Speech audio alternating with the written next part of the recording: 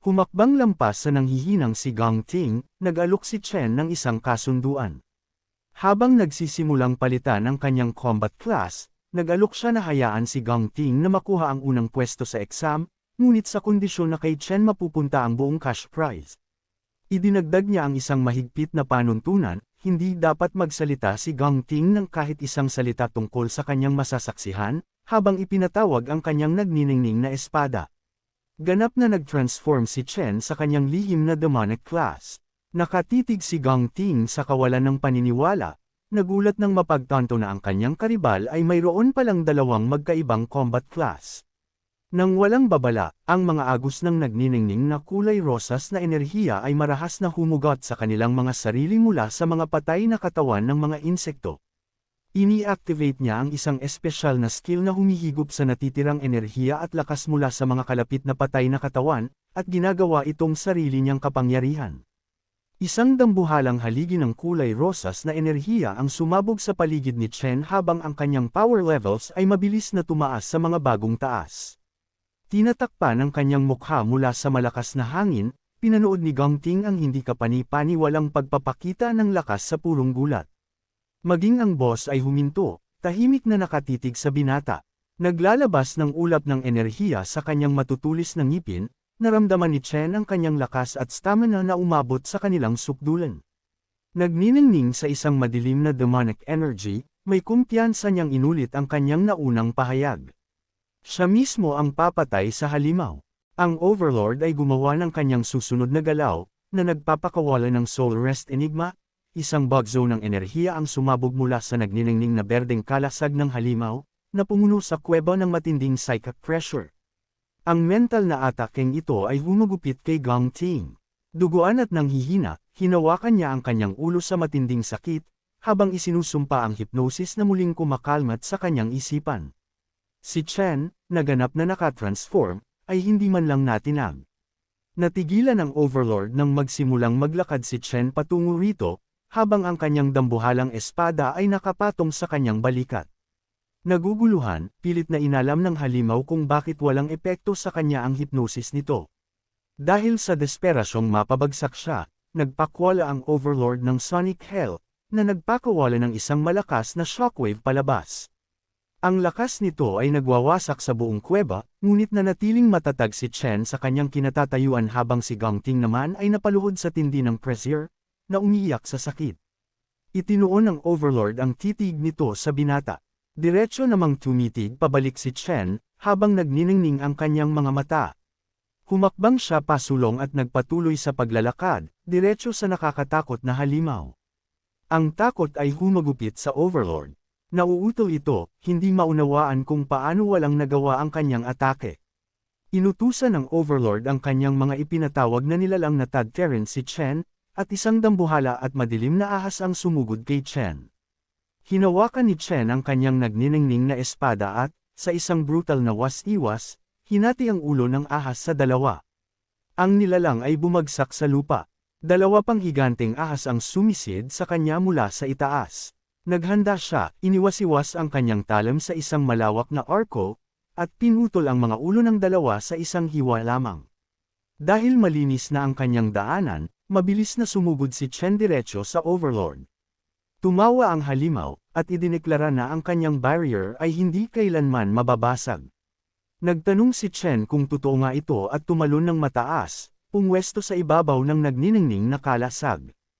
Inanunsyo ng system ang kanyang Stellar Warrior skill na Osho Eri Collapse. Humihigop ng natitirang lakas mula sa mga nakapaligid na bangkay ng halimaw upang pakainin ang sarili niyang kapangyarihan, nagpakawala ng ugong si Chen.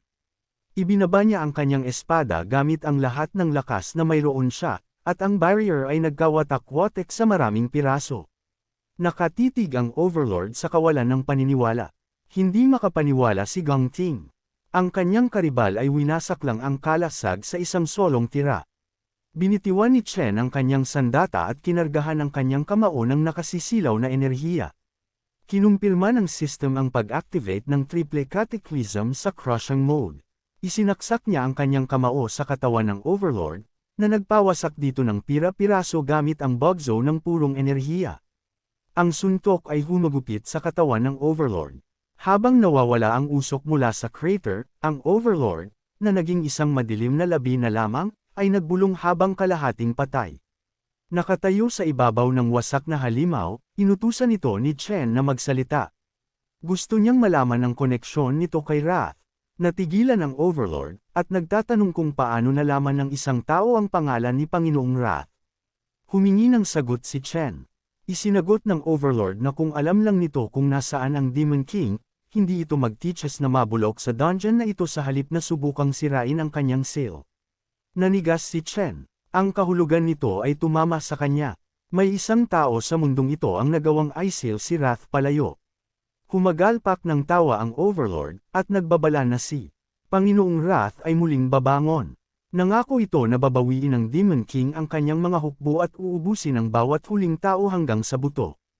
Ang core ng Overlord ay pumutok at natunaw sa hangin. Umabot si Chen habang umaandar ang system, nilalamon ang nagniningning na berdeng essence ng halimaw. Kinumpirma ng system ang pagsipsip na nagbigay kay Chen ng isang bagong Flower Mage class na tinatawag na Phantom Sorcerer, na may kagamitang psychic attacks at barrier skills ng Overlord. Ang kanyang antas ay tumalon sa 25, at nanalo siya ng 3 pambihirang Black Scale Snake Galls.